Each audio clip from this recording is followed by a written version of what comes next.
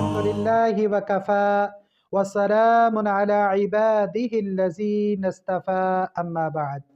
معزز ناظرین و سامعین کرام، آج کل سب سے زیادہ جو شرک پھیلا ہوا ہے وہ تعویذوں کی شکل میں ہے۔ کوئی تعویذ لٹکا رہا ہے، کوئی پہن رہا ہے، کوئی دھاگا باندھ رہا ہے۔ یہ ساری چیزیں جو ہیں یہ تعویذ کے حکم میں ہیں۔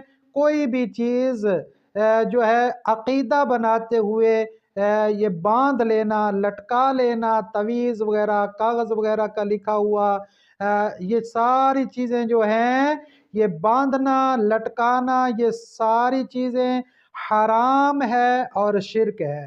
مختلف قسم کے لوگ ہیلے بہانے کر کے جی یہ قرآنی آیات لکھی ہوئی ہیں، صورتیں لکھی ہوئی ہیں، اس میں کوئی حرج نہیں میرے بھائی، یہ سارے ہیلے بہانے ہیں۔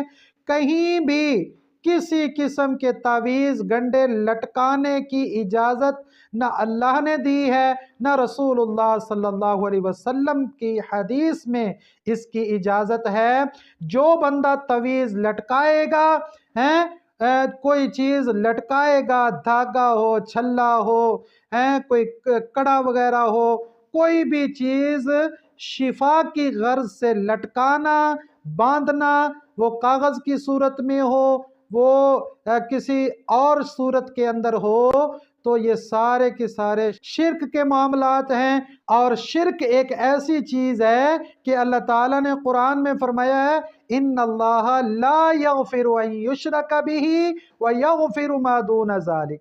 اللہ تعالیٰ نے فرمایا میں باقی سارے گناہ شاید معاف کر دوں لیکن شرک معاف کرنا نہیں ہے۔ اللہ نے قرآن میں یہ واضح طور پر اعلان کر دیا ہے۔ اور رسول اللہ صلی اللہ علیہ وسلم کی حدیث ہے من تعلق تمیمتا فقد اشرک، جس نے تعویذ لٹکایا اس نے کھلم کھلا واضح شرک کیا۔ تو یہ حدیث کے الفاظ بھی واضح ہیں اور اللہ کے قرآن کے الفاظ بھی واضح ہیں، اس لیے مطلقاً طور پر قرآن و حدیث کے مطابق یہ ثابت ہوا کہ تعویذ لٹکانا یہ شرعاً جائز نہیں ہے۔ جو لٹکائے گا وہ غیر شرعی عمل کرے گا، قرآن کے بھی خلاف کرے گا، محمد رسول اللہ کے فرمان کے بھی خلاف کرے گا۔ ہاں سنت طریقہ ہے، آپ دم کروا سکتے ہیں، پانی دم کر سکتے ہیں، پی سکتے ہیں، دم وغیرہ کروانا یہ جائز ہے۔ اور دم بھی وہ جائز ہے کہ قرآن کی آیات پڑھیں، سورۃ الفاتحہ کو اللہ تعالیٰ نے دم والی صورت اور شفا والی صورت بنا کر بھیجا ہے۔